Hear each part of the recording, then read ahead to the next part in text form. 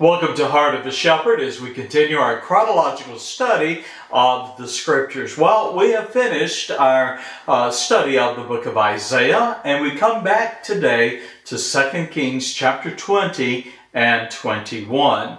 Now, I've titled the devotional, Leaders and Their Influence on a Generation. Leaders and Their Influence on a Generation.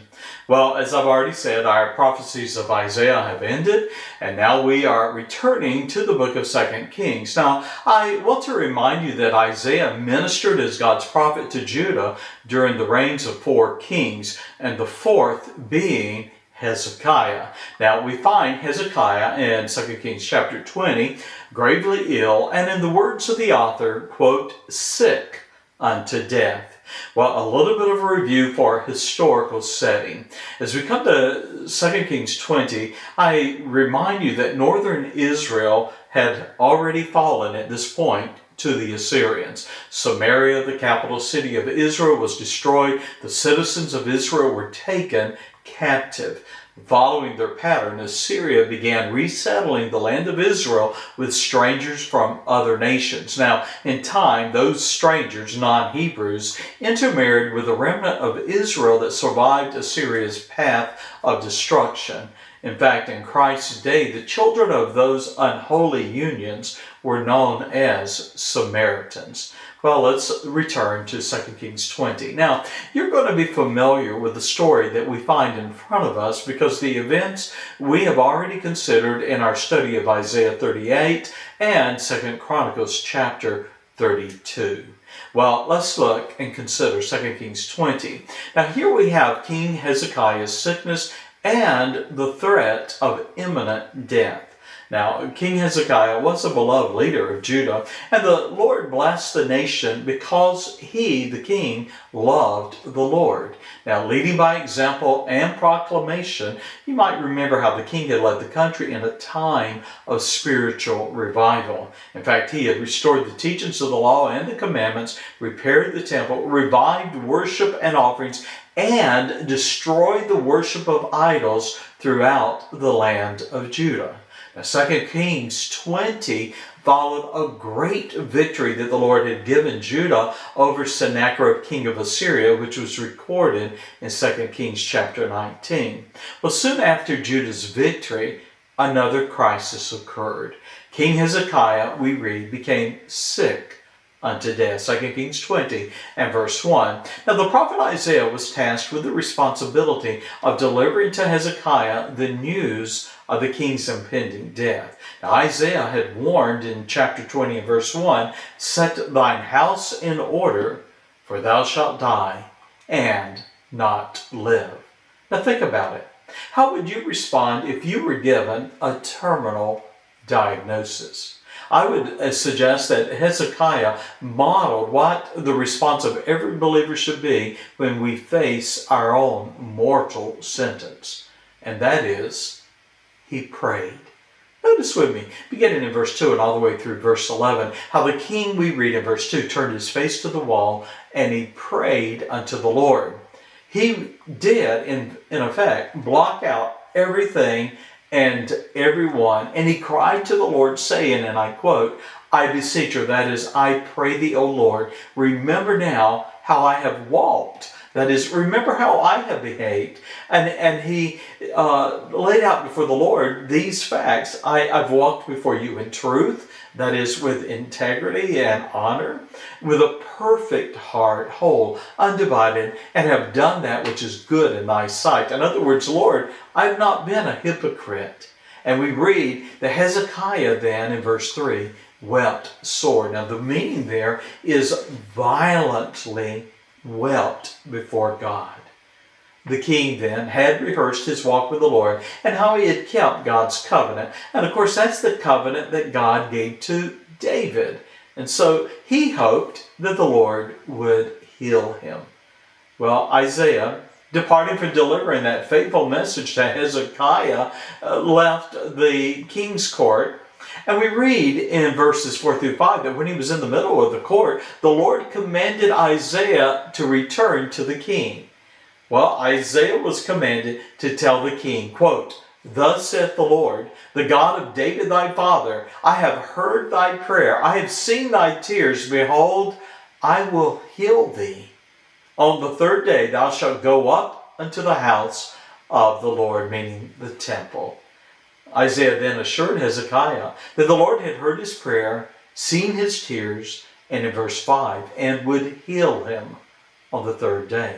Now mercifully, the Lord promised, and I quote, "I will add unto thy days 15 years, and he would have no cause ever again to fear the king of Assyria." Well, rather than merely a miracle of his spoken word, the Lord determined to heal the king naturally or by natural means. And so he directed Isaiah to prepare a poultice of a lump of figs and place it on the boil that afflicted the king, promising Hezekiah would recover. Now, just a point on this study here. This poultice made of figs, perhaps the figs had been boiled, and finally just the figs themselves were placed on that boil. Now, what was that boil? We don't know.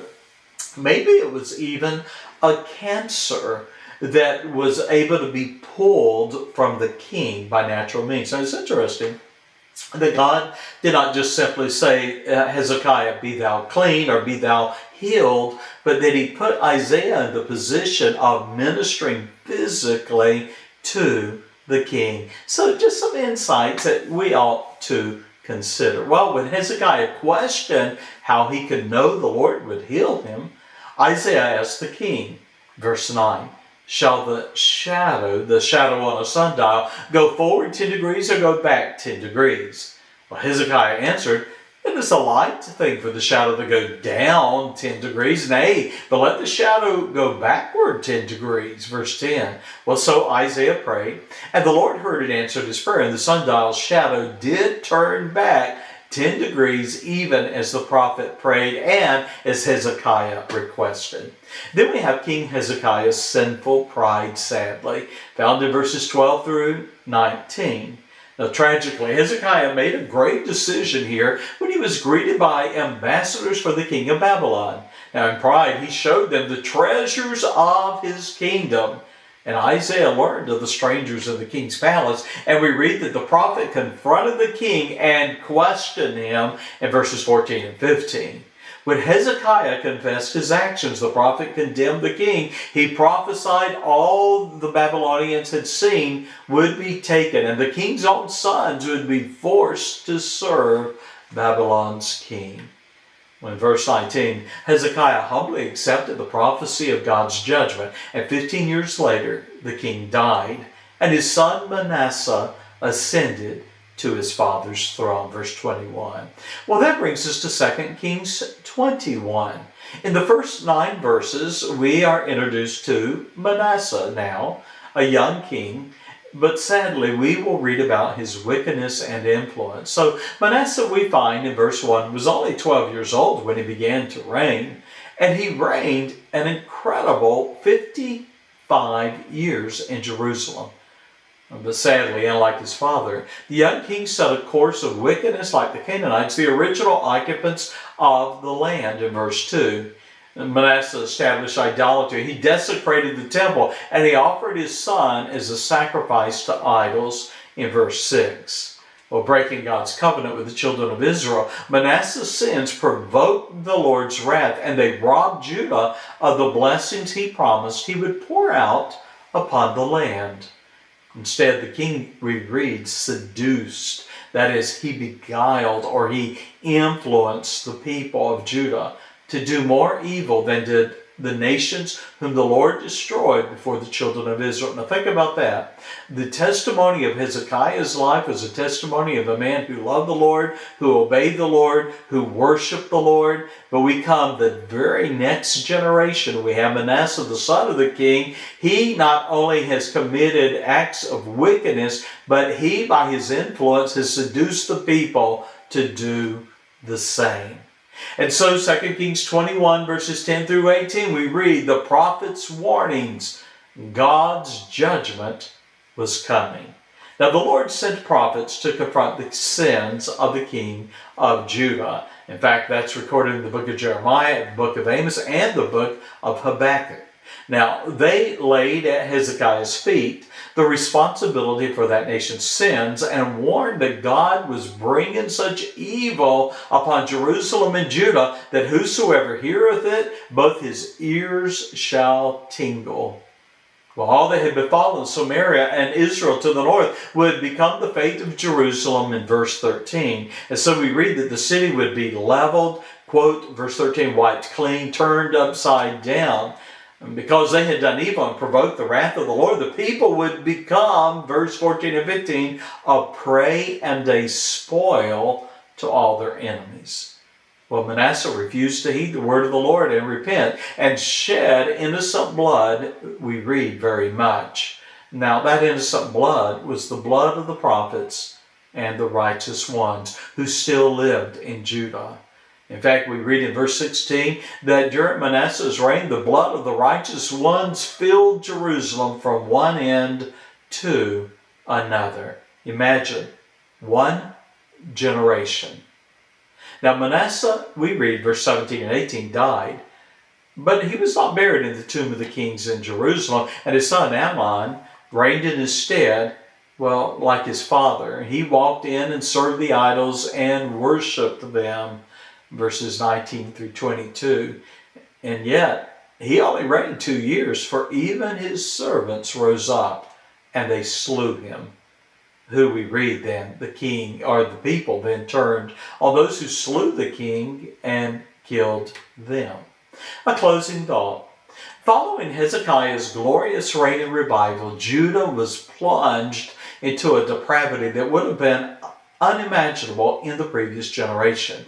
In one generation, Judah went from a spiritual awakening and God's overflowing blessings to gross wickedness that included the king sacrificing his son. Now here's a warning. A nation is never more than one generation removed from a steep descent into sin and wickedness that demands God's judgment. And I wonder, are we that generation? Certainly, as you look around these United States, if you're a citizen of America, and most of the world looks to America for at least a moral standard. And yet, as we follow the government and the administrations of the last presidents, we go all the way back to President Obama. He introduced this idea that he was going to transform America. Well, President Biden has now come along, and he certainly has continued the same and is even more wicked. And so you and I face very much a nation like the nation of Judah before the end. We have watched as our presidents have led this nation on a course of moral depravity. Are we the generation that will see God's judgment? I would suggest we're already observing it. God bless you. Thank you for being a part of Heart of a Shepherd. May this stir your heart to be a man or a woman of righteousness in a world that is wicked. God bless you, and bye-bye.